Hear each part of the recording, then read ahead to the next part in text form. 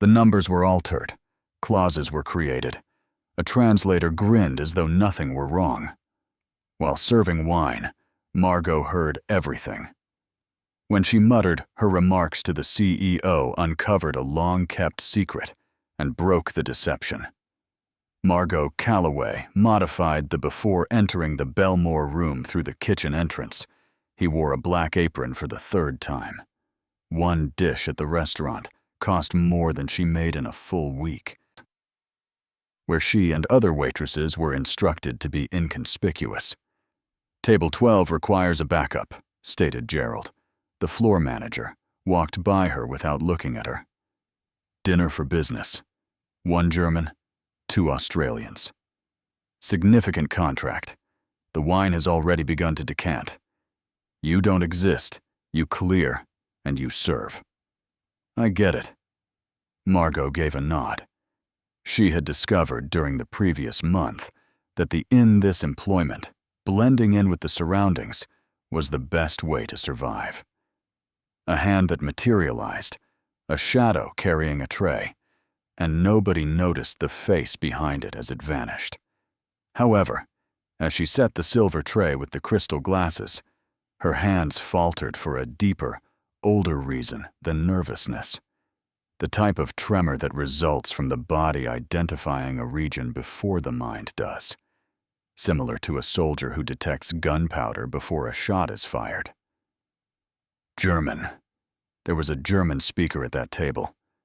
Margot took a big breath, pushed through the dining room door with her shoulders lowered, balancing the tray as if she were carrying only wine and crystal and not the burden of a life she had been attempting to forget. The Belmore room's most intimate area was occupied by table 12, which was divided from the others by dark oak panels and indirect lighting that gave each face a dramatic appearance. Silently, Margot walked over, her flat sneakers absorbing every step on the carpet that is burgundy. The table was occupied by 3 men. The first precisely styled silver-streaked hair, a navy suit without a tie. A timepiece that, without the need for a tag, revealed its price by capturing the candlelight. Thornikoft. Declan. Although Margot was still unaware of his name, she identified the kind. Men who took up space with their presence as well as their physique. A younger man in a dark suit sat next to him, leaning slightly as if to preserve strategic proximity. A smile too easy to be sincere. Hair slicked with gel. Margot instantly detected something in his eyes. Calculation. Masked as charm. Tristan Vickers was holding a leather folder filled with papers that looked way too significant for his thoughtless smile. The third man was the foreigner. He had a stiff stance, wide hands on the white tablecloth, light eyes, and a serious expression. Expression during his speech. Margot sensed a change in the earth beneath her feet. Partnered. Not because she was shocked, but because every word in German came to her like water. Margot almost dropped the tray. Locating a dry riverbed with force, speed, and the deadly naturalness of something that had always belonged there. Mr. Thorncraftoft, I'm happy that we can finally meet in person. For both parties, this collaboration might be extremely important. The translation developed on its own. Full, accurate, and instantaneous, as if someone had turned on a device she had vowed never to use. Once more. She started pouring wine mechanically, focusing on the bottle's angle and the level of each glass. Anything to keep her. Her head was quiet, her hands occupied. Her thoughts, however, would not comply. Leaning over to Declan, Tristan Vickers translated.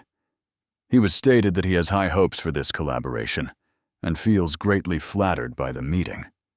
Margot gave a blink. The translation was accurate. It was okay, despite being generic and simplistic. Maybe she was overly suspicious. Maybe she should just go back to the kitchen and serve the wine. Declan answered. Inform Mr. Weiss that you both admire him. I spent years observing his company's operations, and I think we can create something unique for the Asia-Pacific market." Tristan turned to translate for Conrad Weiss. A shiver ran down Margot's spine. Tristan had removed the entire term regarding the Asia-Pacific market, substituted amazing with simple, and decreased sincere respect for a bureaucratic civility that gave Declan an air of indifference. It might be an error. In order to preserve fluidity, translators simplify sentences. As she made her way back to the service station, Margot held on to that hope. She started to polish. She kept her ears fixed on table 12, like two antennas aimed at a single piece of already immaculate flatware. Regularity. In response, Konrad Viskov made a longer, more technical declaration in German. "I must be honest. The contract contained some problematic clauses, especially the profit split. We had discussed 50-50. Margot mentally translated. Yet the contract specifies a 60-40 split in your company's favor." It was a grave complaint, the kind that could ruin a whole negotiation if it is not conducted in an open manner. Tristan Vickers paid attention. Slowly nodding, he translated for Declan. "According to Mr. Weissoff, he is happy with the terms of the agreement. I only asked for a few small formatting changes. Modifications." The silverware Margot was cleaning hit the counter with a jagged ring as she put it down. It was no longer the familiar tremble of recognition that was causing her hands to shake. It was sheer indignation. Tristan wasn't making things simpler. Tristan had been lying. He had turned a valid grievance into an endorsement. Turned became a serious businessman, sound obedient when he questioned the contract's morality. She went back to the kitchen and used her shoulder to push the door open. "More bread is needed for table 12. Even though no one had requested bread, she informed Gerald. She wanted an excuse to return to that table. Before deciding anything, she needed to hear more. May result in her losing her job because that was what was at risk, not bravery or impersonal justice. It was the compensation that paid for her mother Dorothy's medical care at St. Rosalind's. The roof over the head of a mother who sacrificed everything to allow her daughter to pursue her education, and who now relied on that same daughter for every pain-free night, every breath, and every pill. Her hands were now steady as she prepared the bread basket. The stability that follows fear when a decision hasn't been made. However, the body is already aware of its trajectory. She went back to the eating area. While perusing the printed contract, Konrad Viskov pointed at certain passages and posing in-depth queries in German. Margot listened while silently placing the basket on the table. "This is clause." Konrad tapped the notepad with his index finger as he spoke. "All disagreements will be settled in accordance with Australian law, according to this section 7.3. We had decided that there would be jurisdiction over an impartial international arbitration tribunal. The distinction between mutual protection and a legal trap in international contracts was jurisdiction, if Conrad. He would be giving Declan all legal authority when he signed accepting Australian jurisdiction, without realizing it went against the initial arrangement. Without hesitation, Tristan translated. He complimented the dispute resolution clause's drafting, saying it was really well structured. Declan grinned contentedly. "Excellent. Our legal staff put a lot of effort into that." Conrad went on. His voice was suddenly firmer. "I disagree with this, Canis Endon. Can we change it?" Tristan asked if the wine was from this, without even blinking. Mr. Thorneyoft seemed to have thoroughly liked it. Margot's blood ran cold, and he had formally disagreed with jurisdiction, and Tristan had transformed it into a wine-related remark. It was so blatant that Margot briefly questioned if her German had deteriorated after all these years, if she was becoming insane. However, she was aware of what she had. She heard with the same assurance that she understood how to breathe. Declan chuckled. Inform him that this Barasa Valley Shiraz is excellent. Additionally, Tristan accurately interpreted the wine response, since when the information was unimportant, his accuracy was flawless. Margot saw Konrad Viskov scowl a little. The German had anticipated a response regarding jurisdiction and got a remark on grapes. However, he had no way of knowing that his severe triviality had taken the place of the question. The crucial point of the negotiation was reached. Konrad asked one last question while holding the pen over the contract. Just to be sure, as we mentioned, the profit share is 50-50, right? Tristan grinned. He declared himself prepared to sign. No, objections. Konrad placed the pen on the sheet of paper. Declan had a smile on his face. Tristan grasped the folder as if it were a award. Margot bent down to fill Declan Thorneyhoft's glass with wine. She could smell his fragrance because they were so near. The texture of the contract centimeters from her fingers, the warmth rising from his suit's cloth, and then in the lightest voice she could manage, she talked into his ear without being undetectable. Your translator is lying, sir. The German only inquired as to whether they had agreed to a 50-50 divide. He made no mention of wanting to sign. He's posing a query, and the section on jurisdiction, Mr. Viskov, doesn't agree. International arbitration was what they had decided upon. According to your translator, the drafting was excellent. Declan Thorneyhoft froze. Halfway to his mouth, the glass came to a standstill. His gaze eventually shifted to Margot, and she recognized what she saw there. All right. When someone discovers that the ground underneath them is not solid, they become disoriented. He said, Are you certain? Silently, she nearly had to read his lips. Absolutely. There was a two-breath pause between them. Then, with a poise that even Margot found impressive, Declan placed the glass on the table, looked at Konrad Weiss, and made an unexpected statement.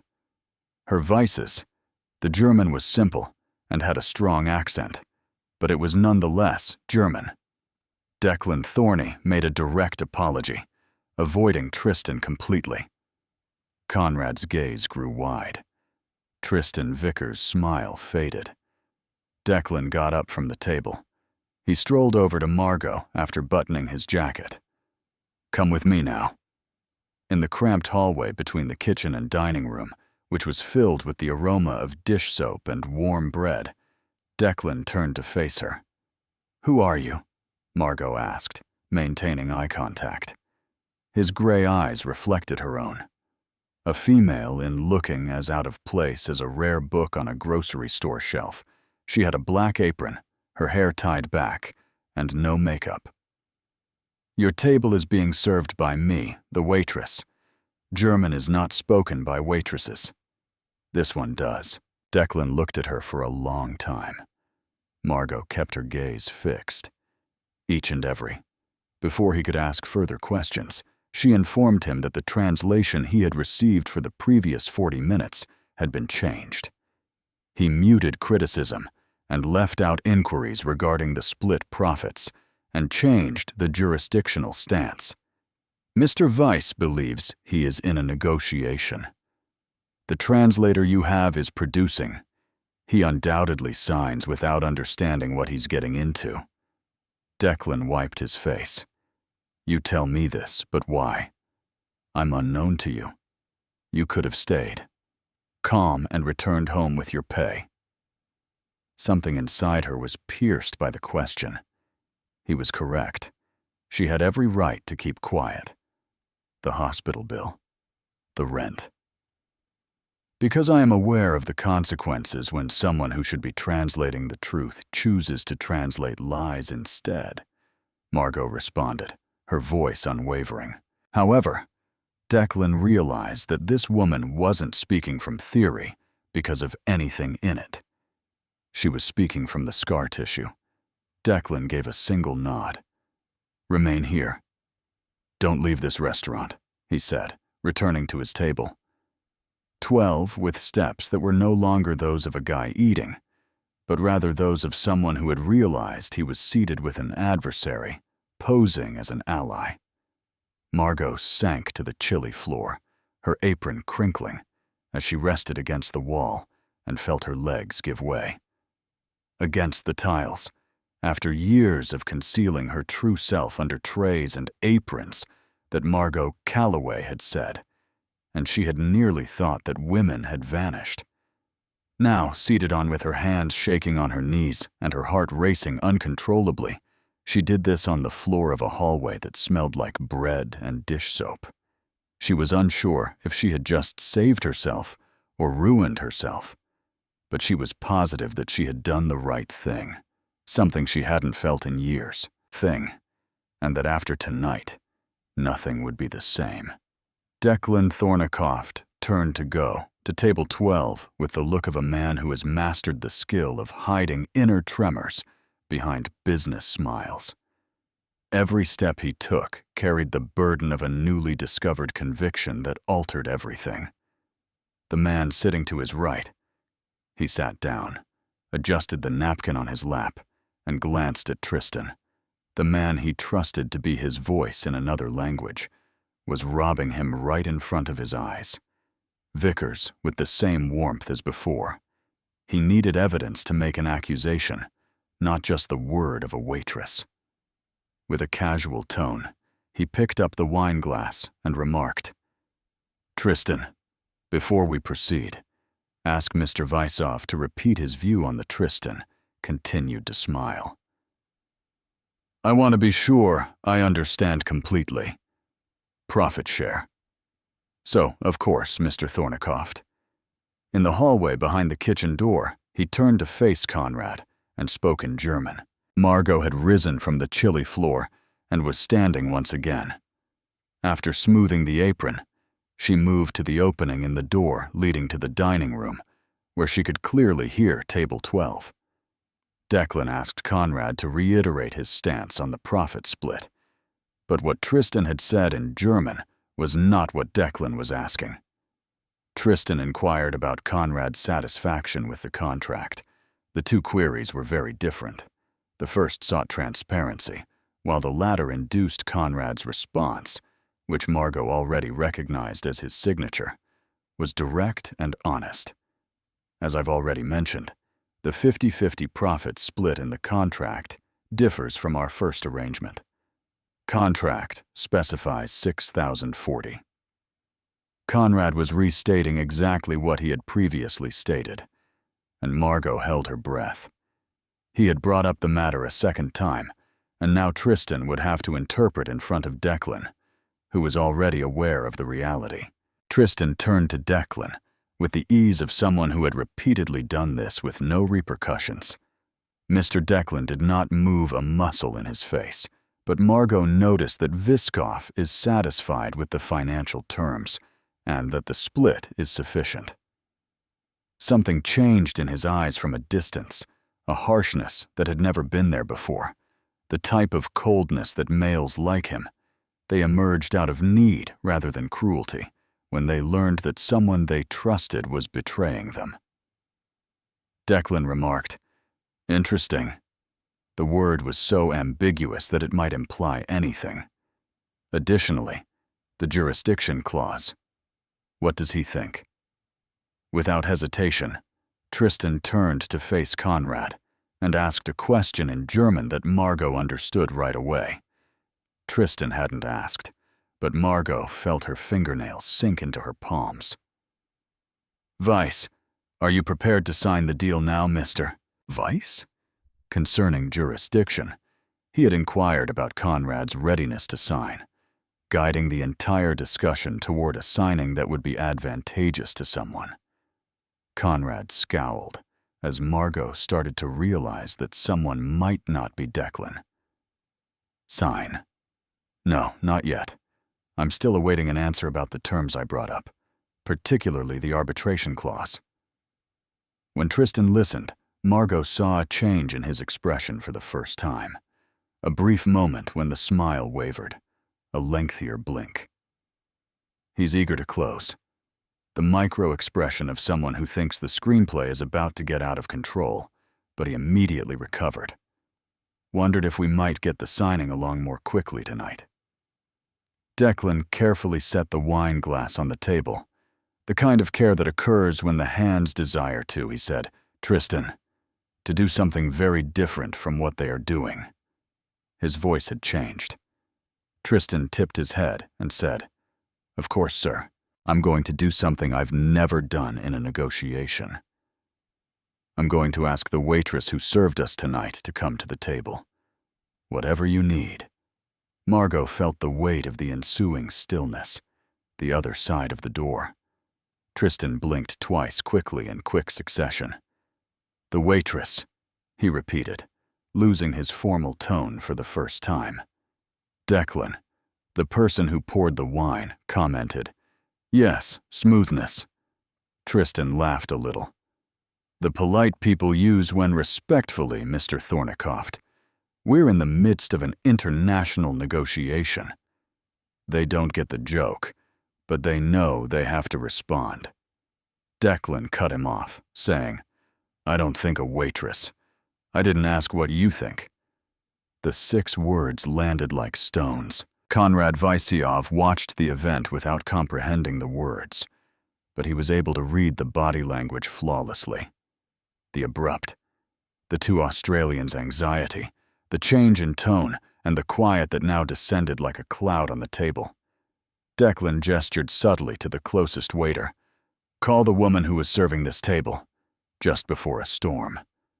He recalled her name, but she didn't remember telling him. "Margot, I think." Her stomach fell when she heard her name from the other side of the door. She was now being called to a table where a man was sitting. Maybe it was on the badge. Maybe he was the type of man who read waitress badges. She pushed through the dining room door, walked over the burgundy carpet with seemingly normal steps, and saw that the person she had just exposed was waiting with eyes that could hold either appreciation or destruction, but halted next to table 12, bearing the burden of an irreparable decision. "Sir," she replied, her voice sounding steady despite everything. After glancing at her, Konrad, and Tristan, Declan said something that Margot had not anticipated. "I'm going to ask you to do something strange, Margot. I want you to translate a sentence I speak in English straight into German. Can you do that, Mr. Weiss?" The entire eatery appeared to get smaller. Margot sensed every employee's gaze, sensed the scent of warm bread and red wine, the weight of the apron on her shoulders, as if it were made of lead, and the pricey fragrance of the men seated at that table. Beneath it all, she saw a spark that she hadn't felt in years. Tiny, delicate, but obvious pride. "I can," she replied. Tristan Vickers moved around in his seat. "Thornycroft, mister. This is totally superfluous." Declan went on, disregarding Tristan as if he didn't care. "I'm your official translator, and I can assure you that the sentence is this."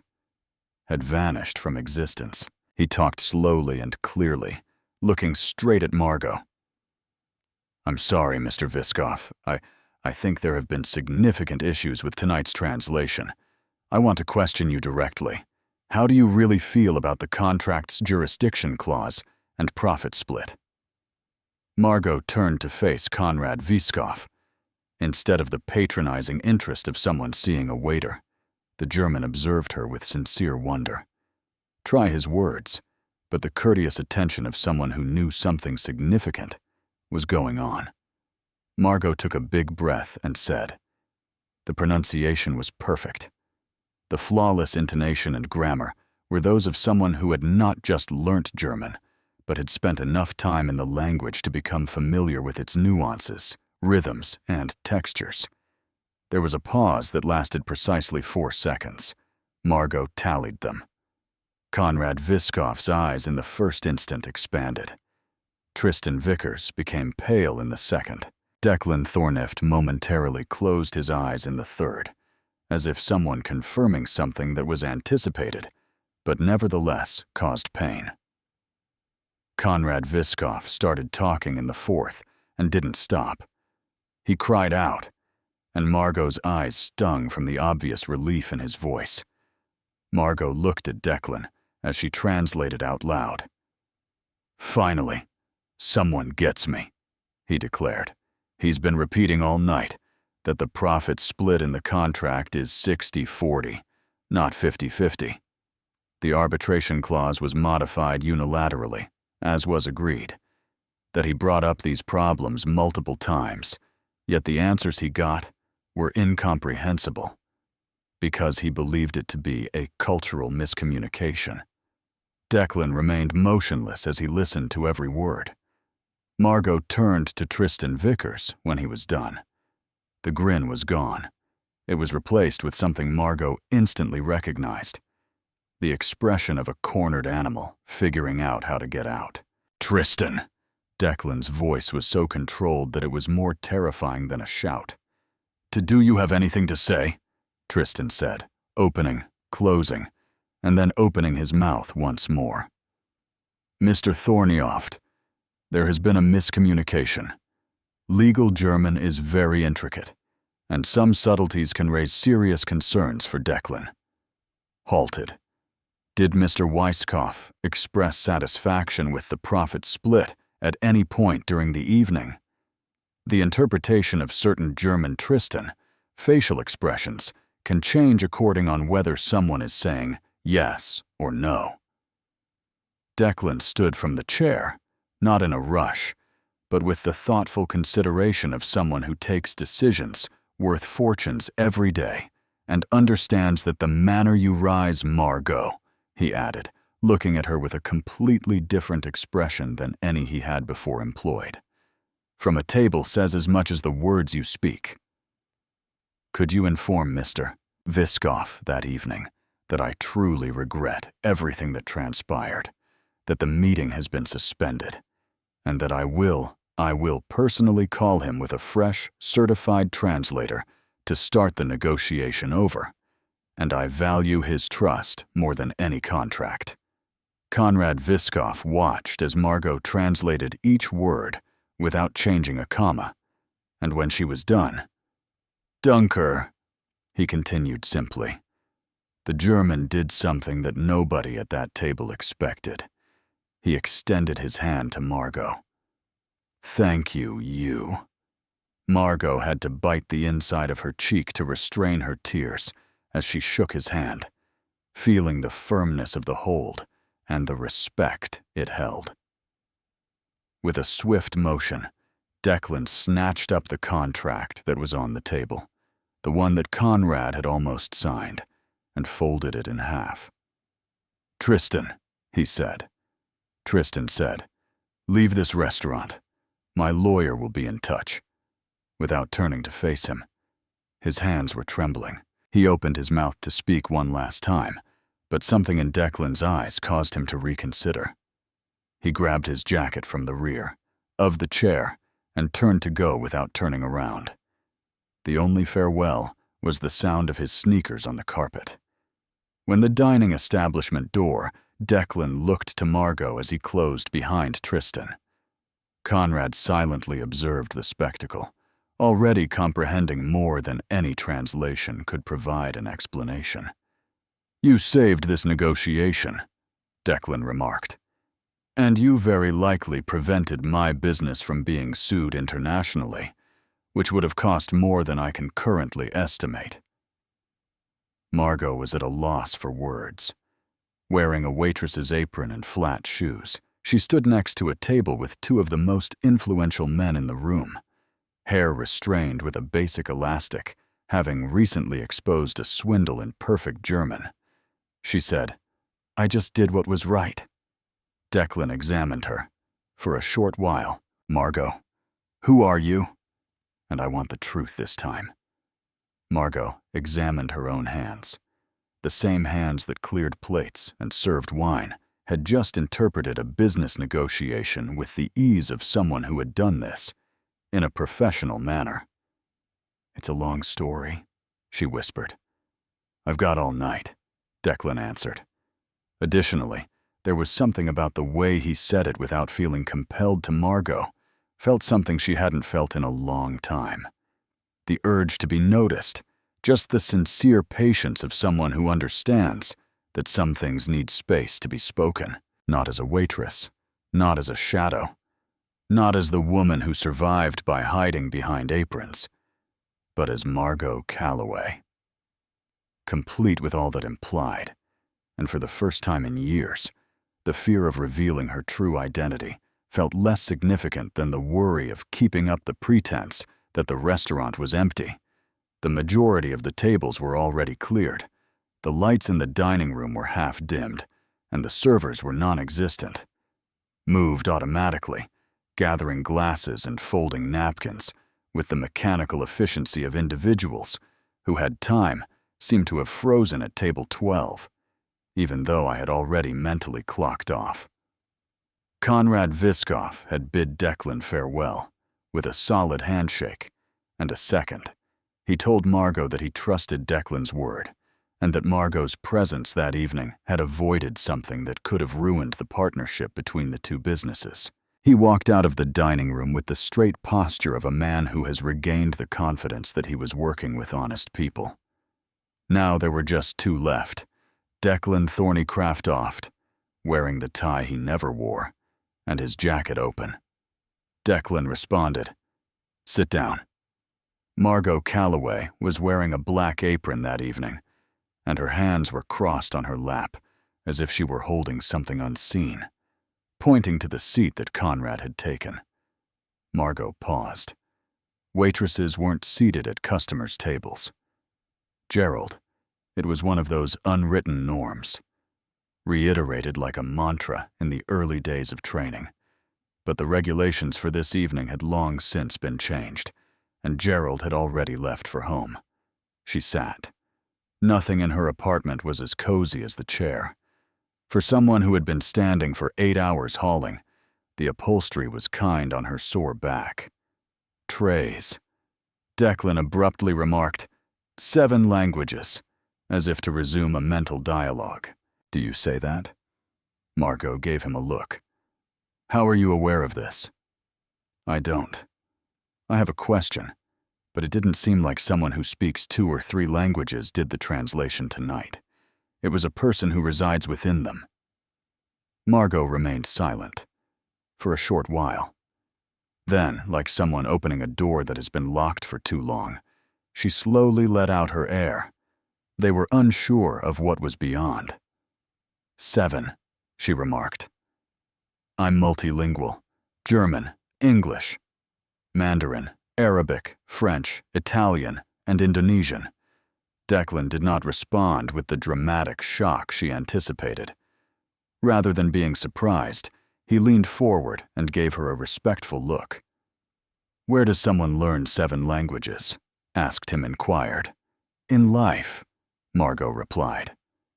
Upon realizing that the answer was too ambiguous, she continued, "My father I was raised as a diplomat, moving every 2 or 3 years, and before I completed my education, I had already lived in 6 different nations," Declan said, repeated, and the word hung between them like a link between 2 unsuitable universes.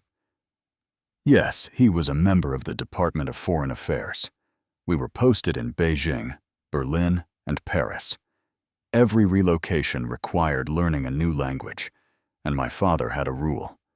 During dinner, he would speak a foreign language, and at home, we would use English, which is not the national language. Declan asked, "And the Arabic?" "Every night." My father was assigned to the Australian embassy in Syria when we stayed for a few years when I was a kid. Arabic is a language you don't learn in a classroom.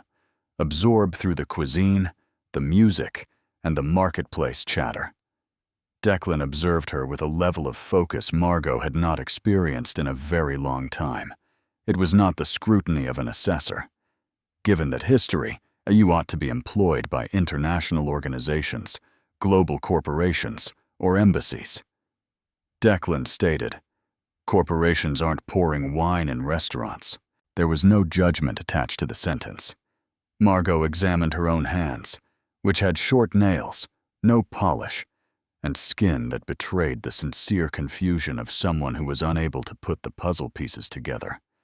Dried out by frequent exposure to hot water and cleaning supplies, hands that once signed documents in 5 languages and now handled trays. I worked as a certified translator and interpreter, she continued, lowering her voice. I returned to Sydney after my father's death and developed a business translating multinational contracts. Margot took a long breath and asked herself, what happened? She had attended high-level negotiations and performed simultaneous interpretation at conferences. I had a business partner, she added, avoiding the subject her few surviving pals had learned not to ask. Callum and I worked together for years, with me managing the contracts and languages and him handling the business and administrative aspects. It looked ideal. We're complementary. She hesitated. Declan waited. I had so complete faith in him that I signed documents I didn't read every word because I thought he was defending our interests, and that's just what he did to me. Margot's voice did not shudder, but there was a tension in it that appeared to cost more than any outward feeling. Callum used my name to steal money from clients and faked contract translations to one party's advantage, which is precisely what Tristan did tonight. When the controversy surfaced, all Declan sat silent, and Margot said, the responsibility fell on me. My name was on the documents, my signature, my credentials. Saw that he had momentarily stopped breathing. I lost everything, she went on. My license, my reputation, my clients, the doors I'd invested years. Callum vanished. The vacancy closed in a matter of weeks, and no one wanted the translator entangled in a fraud controversy. The money disappeared, never to be retrieved. And now there was a strange stillness between them. It wasn't the uncomfortable quiet at table 12 during dinner. Rather, it was the quiet that occurs when one person has just revealed a wound and the other is considering how to hold it without adding to the suffering. Your mother inquired Declan, and Margot was taken aback. How are you aware of my mother? You brought her up in the corridor. When I told you that you could have remained silent, I could see that someone was depending on you. Margot swallowed the knot that was starting to grow in her throat. Shortly after all of this, my mother, Dorothy, became ill, receiving a serious diagnosis and costly treatment. I had no Margot Calloway, the translator from the scandal, had no income, no reputation, and no possibilities. However, every restaurant required waiters, so she passed her palm swiftly across her eyes in an attempt to appear casual, but no one was deceived. Thus, the multilingual woman, who was raised in order to pay for her mother's care at St. Rosalind's, embassies, who interpreted foreign contracts, learned to be inconspicuous and put on an utua on an apron. Yes, Margot responded, and it worked. No one looks at a waitress, no one inquires about her background, and no one wants to know what she knows. For a while, it was precisely what I needed, to be invisible. Until tonight, Declan remarked, leaning back in his chair and running a hand down his jaw. Margot recognized the move, which he used at meals to process significant information. Until tonight, Margot affirmed. Why tonight? What altered? Margot glanced at the mostly empty cups at table 12.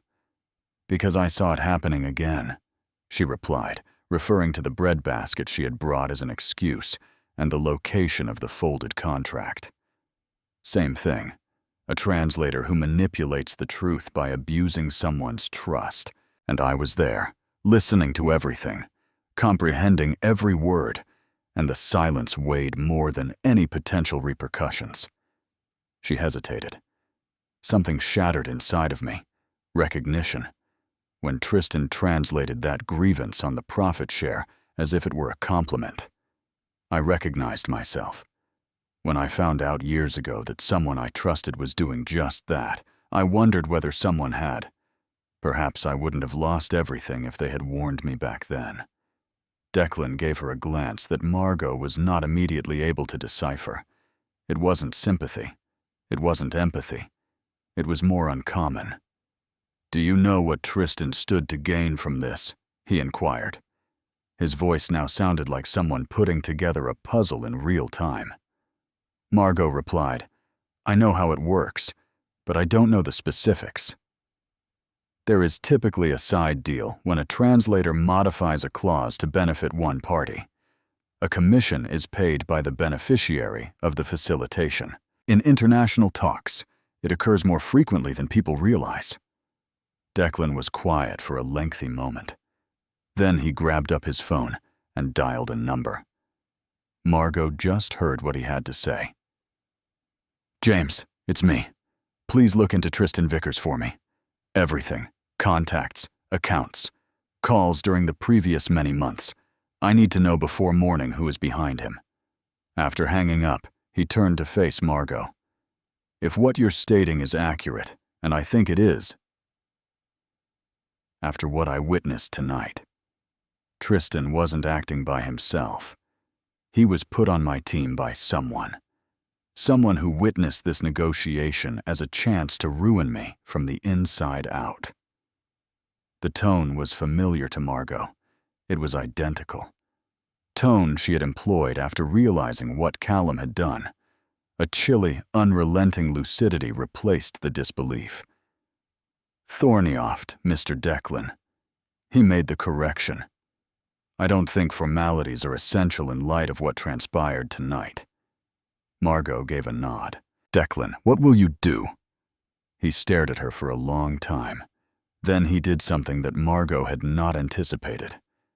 He reached into the inside pocket and pulled out a business card. Of his jacket, set it down on the table, and moved it in her direction. He declared, "I'm going to redo the negotiation with Conrad Weiss from scratch. Openness. I need a translator who I can completely rely on for that." Margot glanced at Declan after looking at the card.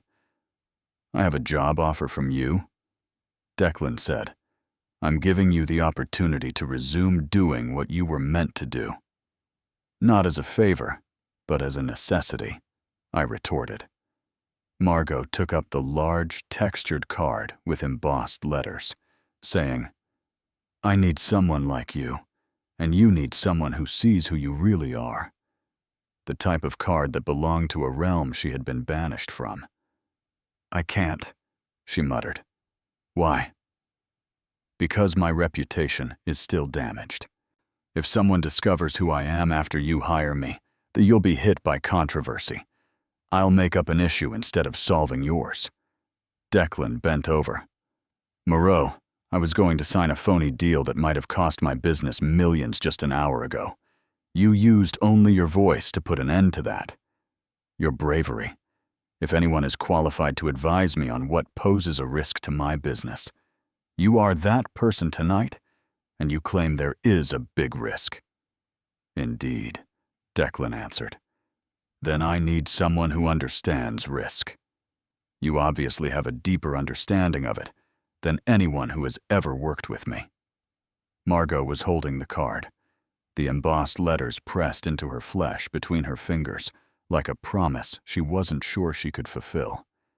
Declan said, "Think about it," standing. "You don't have to respond right now." Margot lifted her eyes and said, "But before I go, I want you to know something.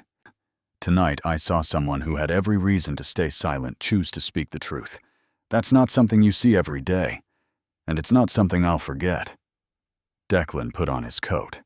proceeded to the exit after leaving a sizable note on the table covering the cost of the entire supper, as well as the gratuities for each server working that shift. At the entrance, he halted and made one final spin. At midnight, the Belmore chamber closes. He left Margot, but my office opens at 8.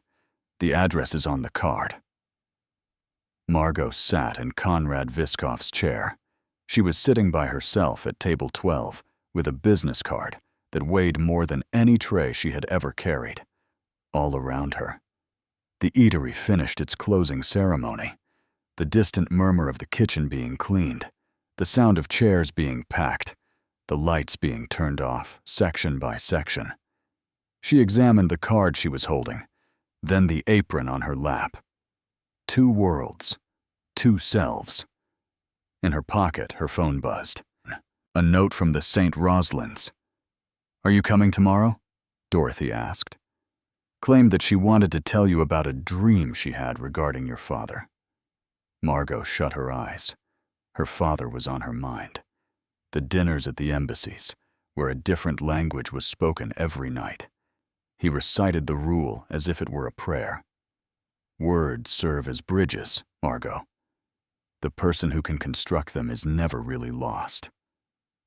After opening her eyes, she placed the card inside her apron. Eye pocket, next to the pen and phone, where she took orders. And as she got out of that chair for the first time in a long time, she did not feel like a not like a translator saying she was no longer one, or a waitress pretending that was all she was. She just felt like Margot Calloway, complete with everything that promised and everything that weighed. And tomorrow, for the first time in years, she would have an actual choice to make. Before visiting hours, Margot showed up at St. Roslins. She was already known by name to the receptionist, followed by the weary grin of someone who had gotten too little sleep and woken up too early. "Your mom's awake," the nurse reported. Margot greeted her and strolled along the white hallway she was already familiar with. "Quiet night. She asked for you 3 times before 6 o'clock this morning. Every door, every tile, every machine beeping in unison. That hallway had grown as familiar over the previous few months as the kitchen at the Belmore room. 2 universes that alternated like shifts in an existence, yet shouldn't live in the same life divided in 2. With glasses perched on the top of her nose and an open book on her lap, Dorothy Calloway was sitting up in bed, obviously not reading. Her face lit up with the passion of someone for whom each visit was a gift she dared not take for granted when she spotted Margot at the door. "My own girl," she uttered, and the 2 words carried the weight of everything unnecessary. Margot held her while seated in the chair next to the bed. Mother's hand. The grip was surprisingly strong, despite the thin, nearly translucent skin, with blue veins that like maps of a whole life. Dorothy grasped her daughter's hand as if it were an anchor. "You dreamed about Dad," Margot stated to the nurse. Dorothy grinned. "Yes, I did. He was seated at the large table in the Berlin embassy. You know, the one made of dark wood where he used to arrange his papers. He was also chuckling. Although your father didn't often chuckle at work, he did so in the dream, like though he had heard the world's greatest joke." Margot's throat constricted. That table was familiar to her. While her father studied treaties in 4 different languages, she had dedicated whole afternoons to her homework. "You know what he said too?" Dorothy went on. She was fixing her glasses. He declared. Margot became still. "Dorothy, tell Margot to stop hiding the bridges." Then I woke up, and the dream's sentency, so cut into her chest with the accuracy of something that could not be a coincidence, almost exactly like what her father often said. "Brides?" Margot reiterated silently. Dorothy remarked, "You know how your father was with his metaphors," holding her daughter's hand tightly. "However, I believe you also understand what he meant." As Margot was about to reply, her phone buzzed in her pocket. She glanced at the screen. The number is unknown. Normally, she would have ignored it, but for some reason, she had to respond. "Margot Calloway," a man's said voice, direct and formal. "Yes, James Fairfax is my name. I am the attorney for Mr. Declan Thorney. He requested that I get in touch with you." Margot got up from the chair and moved away from her mother's chamber into the hallway. "Proceed. I'll be honest. Calloway, miss. After spending the whole night looking into Tristan Vickers, we discovered more concerning information than Mr. Thorncraft pictured." Margot leaned against the wall of the hallway. The background noise of medical equipment produced an odd backdrop for this dialogue. James went on. "Tristan Vickers is not a qualified translator. He graduated from a now-defunct school.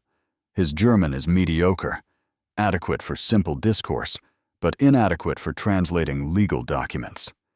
Mr. hired him. A few months ago, Thornycraft's company suggested by a member of the board." "Which member of the board?" Margot was asked.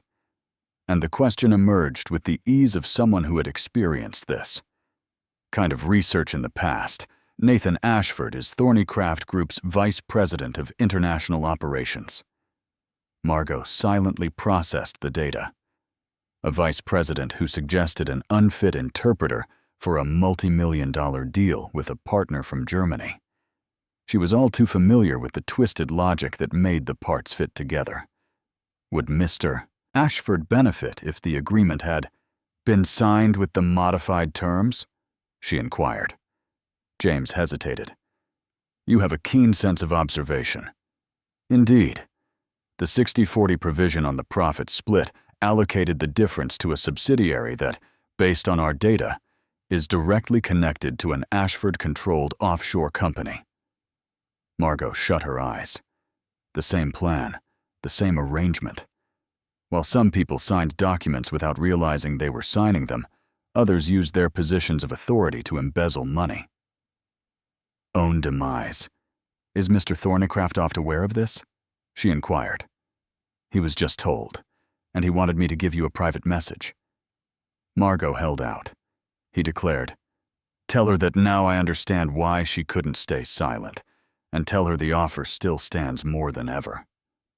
After hanging up, Margot remained still in the hallway for a considerable amount of time. Above her head, the fluorescent light hummed.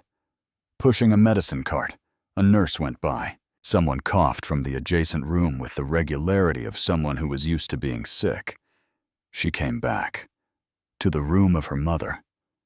With the look of someone who could read faces more accurately than a book, Dorothy observed her. She questioned, "What happened?" Margot took a seat, chose to reveal everything after glancing at her mother. Not the condensed or sanitized version that she employed to protect Dorothy from the truth.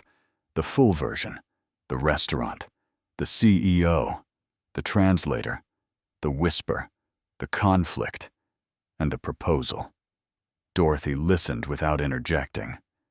The room was so quiet once Margot was done that you could hear the saline seeping through the line. And why did Dorothy question, "You say you couldn't accept?" "Because my reputation is still damaged, Mom. Someone will find out if I reappear in the business sector." Dorothy took off her spectacles and set them on the book. "They'll make the connection, and instead of helping this man, I'll destroy his credibility." This was the gesture she used when she was going to say something she thought was too important to be interrupted. "Margot, your father dedicated his life to creating bridges between nations that lacked mutual trust and between individuals who did not speak the same language, connecting civilizations that believed they had nothing in common. And you know what scared him the most?" Margot gave a headshake. "That the bridges he constructed would be utilized by the incorrect individuals, that someone would pass them with false information rather than the truth." Dorothy hesitated. "That's just what Callum did to you. He exploited the bridge you constructed to transport poison." Margot was unable to reply. However, my dear, the bridge continued to exist. You are the bridge. Your ability to communicate with others is your language. Callum tarnished your reputation, but he did not ruin your identity, and you demonstrated last night that, with your voice, not a title or a diploma. Margot's tears from the previous evening eventually managed to escape. They collapsed quietly, without tears or drama, just the discharge of something that had to be expressed. Mom, I'm afraid. I am aware. Your father was as well. Each day, during each negotiation, he was afraid of failing in mediation.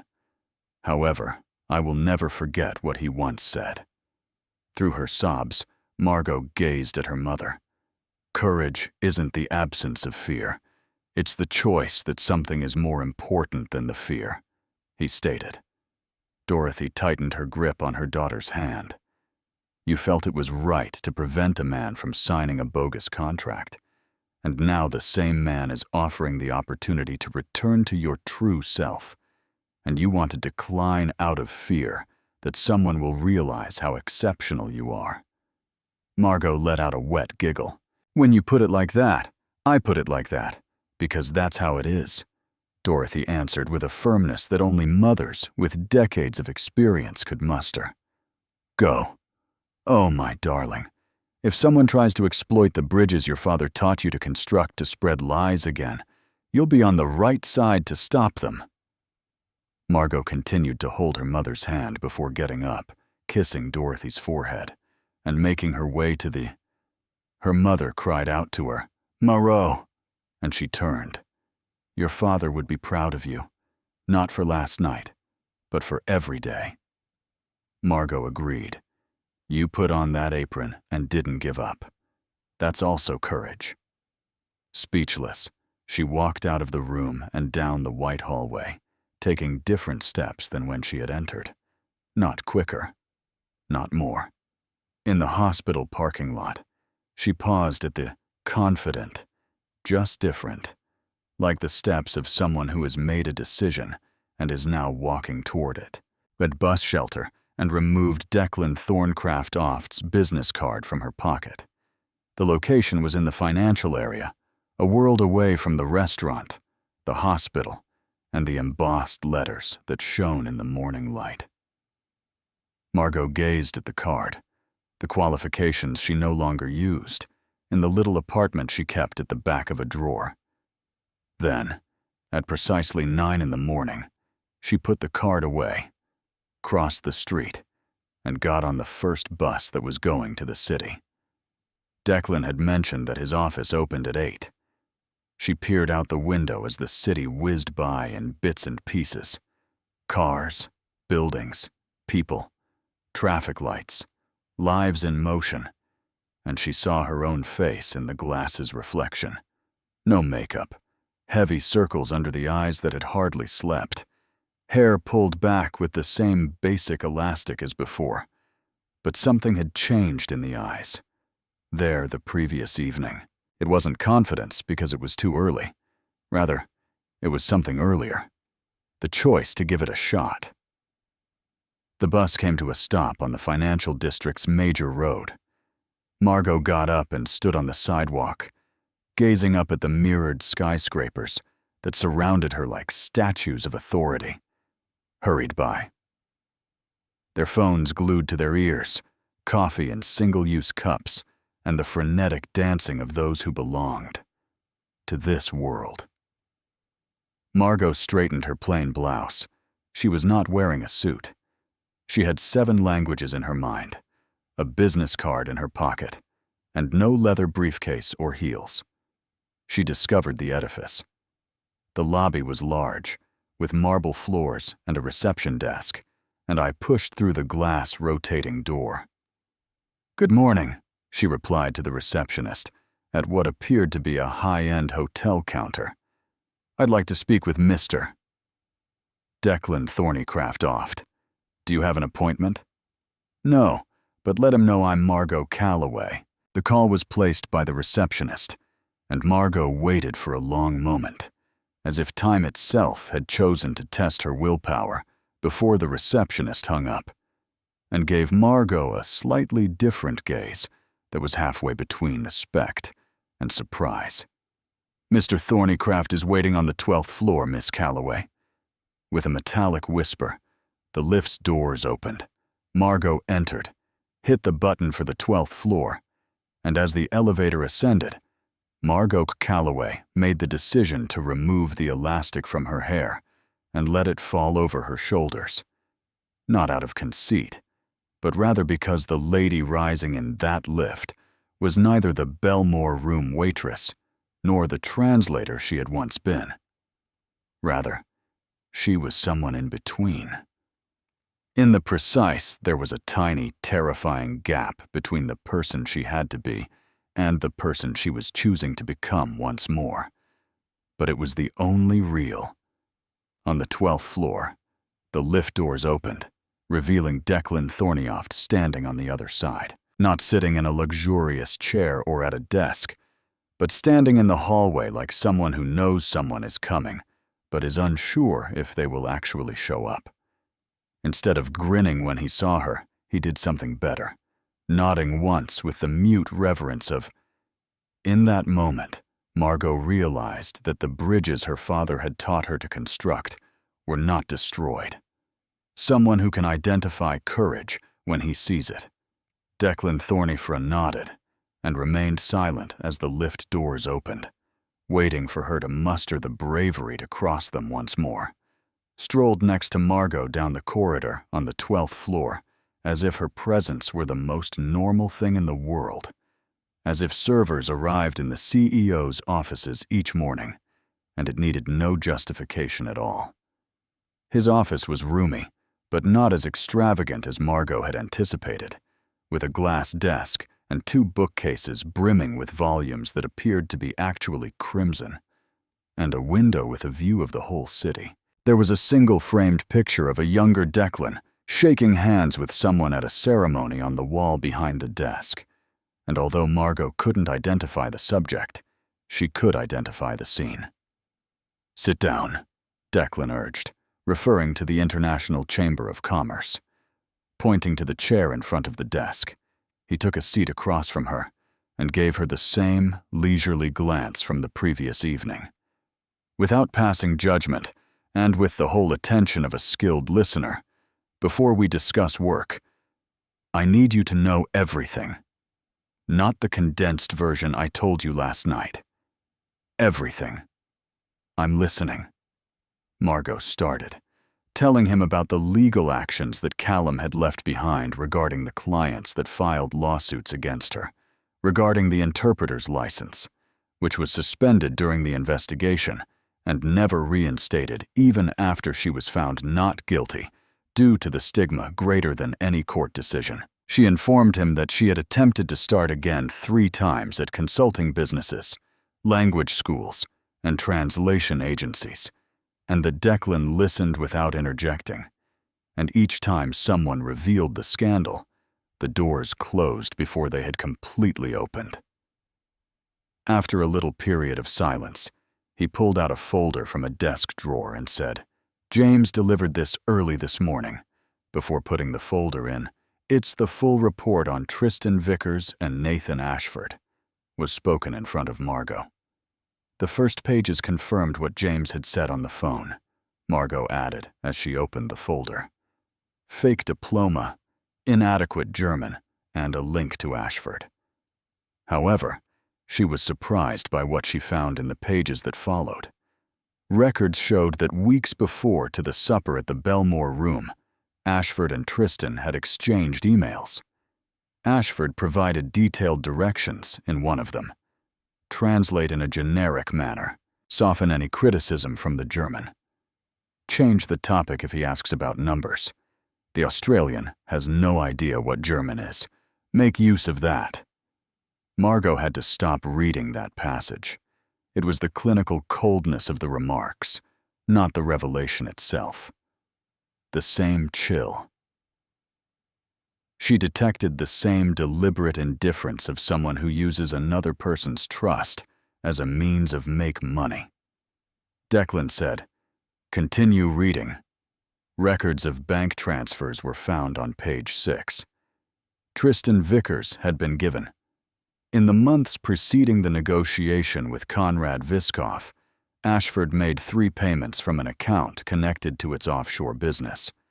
The sums were serious, yet Margot didn't stop breathing because of it. Callum Rendell was the name on page 8. Margot perused the passage 3 times to ensure her eyes weren't making things up. An outside consultant for Ashford's offshore company was registered in a different nation. Callum Rendell, the consultant, was the same individual who had long since ruined her life. "Are you all right?" Observing the shift in her expression, Declan inquired. "Callum," Margot muttered. "My deceived partner. He has a relationship with Ashford." Declan bent over. Early in the morning, James discovered the connection. "As of now, we are unsure if... We know the network is bigger than we thought, whether it's a coincidence or if Ashford was aware of your past with Callum." Margot set the folder down on the desk. There was no trembling in her hands. Since the previous evening, since the hospital, since the elevator, something had changed. The fear persisted. Pretending differently would be naive, yet there was surrounded by something more powerful. The clarity that resulted from facing the reality head-on. "How are you going to handle Ashford?" she inquired. "James has already started the legal process. Ashford was kicked off the board this morning. Tristan is tracking down the offshore accounts. We'll be prosecuted for the fraudulent translation. The case is strong based on the facts we have, including your testimony and that of Mr. Weiss. Additionally, Callum. We are assisting the authorities. If he is where James thinks he is, he will be found." Margot gave a nod. There was simply the peculiar and quiet feeling of satisfaction and retribution. Seeing bits that had been dispersed for years suddenly come together to form a coherent picture. Declan said, "Now." He changed his tone and said, "We must discuss Conrad Viskoff and the renegotiation. He called this morning and requested that you serve as the interpreter in order to continue the conversation." Margot gazed at him. That's what he requested. He stated precisely that during the whole evening in the Belmore room, the waitress was the only one who translated honestly, and she must be at the table if we want his cooperation. Margot sensed something moved in her chest. It wasn't arrogance. It was acknowledgement, the type that comes without titles or certificates, but from someone who witnessed your identity through your actions. "When?" she inquired. "Here at the office, next week. No eateries, no middlemen, and no anyone who are not required to be present. Conrad, me, you, and both sides' attorneys." Margot reminded him that I don't have a current translator's license. James has already started working on it. Considering the fresh information regarding Callum and the investigation that exonerated you, he has submitted an application to the regulatory agency for emergency reactivation. Although it won't happen right away, we don't require a private meeting between the parties. Official license. You've already won our trust, which we need. Margot was silent for a while. Next, she examined the window of the office. Beneath them, the city resembled a living map. Dorothy was waiting for news at St. Rosalind somewhere down there. Somewhere was Gerald had most likely already assigned a different waitress to table 12 in the Belmore room. The lost years, the closed doors, and the nights were somewhere. When Margot suppressed her true self while serving alcohol to strangers. "I accept," she replied. "Declan." He held out his hand. Margot gave it a solid, quick, and unceremonial handshake, and there was more than a professional consensus. Two people who were aware of the importance of trust acknowledged it in silence because they had both experienced what happens when it is broken. A few weeks later, Margot was seated at the thorny craft-oft group boardroom table. Not with a tray, not in an apron, but in a plain jacket that Dorothy had insisted on purchasing with emergency funds. Additionally, if this isn't a now, she had said, "Emergency. I don't know what it is," with a stubbornness that no medical intervention could overcome. Conrad. When Viskov saw Margot in the room, he did something that caught everyone off guard. He approached her directly. He reached out, avoiding Declan and the attorneys. "Fra Calloway," he murmured, his solemn expression completely changing to a smile. "Arbitite one Endlich. At last we're collaborating effectively," Margot automatically translated, and discovered that, even without the translation, everyone in the room had understood the gesture. Hours passed throughout the meeting. Every word and sentence was translated by Margot, each comma. Conrad voiced a protest, and Margot skillfully translated it without softening or releasing a sound, without using agony as an opportunity for praise. Declan offered a substitute. The hesitations, buts, and perhapses that careless translators often omit were all faithfully portrayed by Margot because they believe they make the message weaker. Conrad paused at one point and gave Margot an unexpected glance. "Fra Calloway," he murmured in German. "I feel like I'm hearing Mr. for the first time in this negotiation." Declan listened on while Margot translated. "This is Thorncraft-Oft's voice, not an altered version."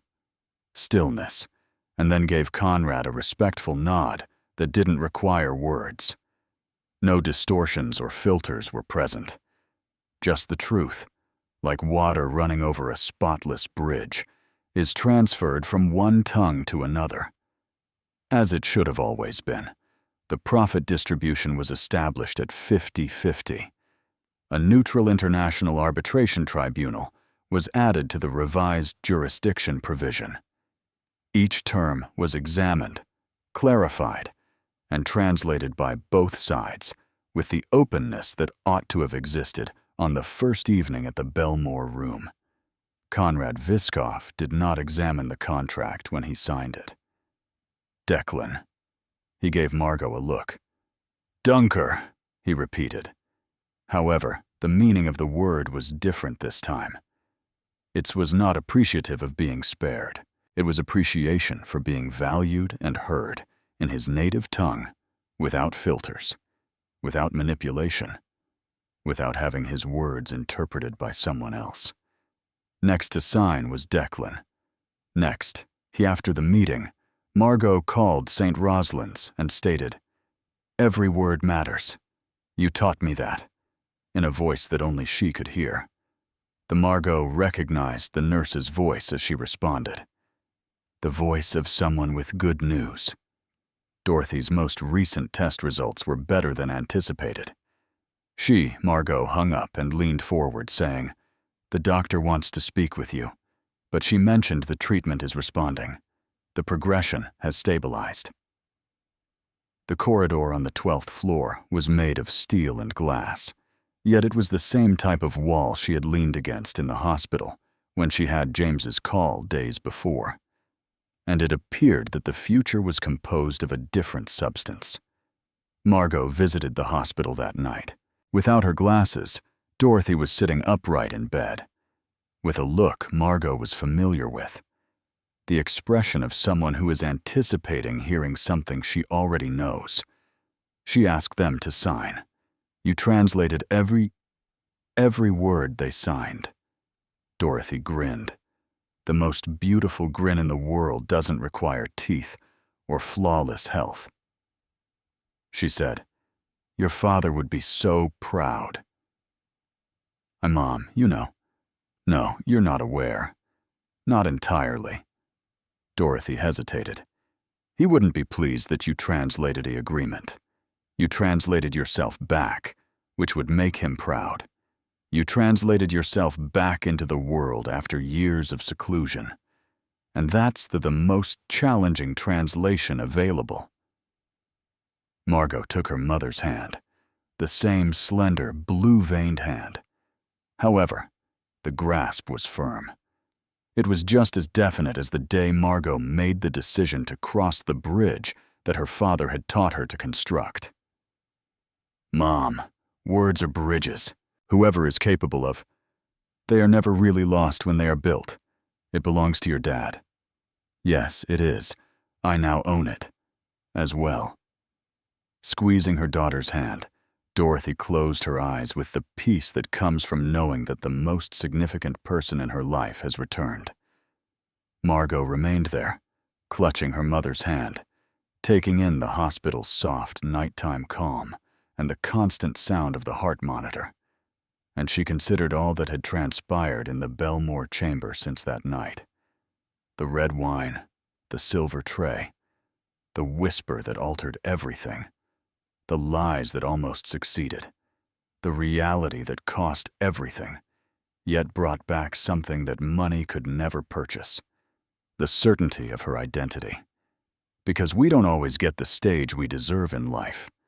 Occasionally, it puts us behind a tray, behind an apron, behind quiet. However, there comes a time when the truth won't remain silent. When it occurs, it makes no difference if you're in a restaurant or a boardroom. Whether you're deciphering contracts or distributing wine. What counts is that when the time comes, you have the guts to speak up and let the bridges do what they've always done. Bring together seemingly unreachable realms. If this narrative touched your heart, share it with someone who needs to know that it's never too late to return to your true self. And if you'd like more, subscribe to the channel and enable notifications for stories like these, as a new bridge being constructed here every week.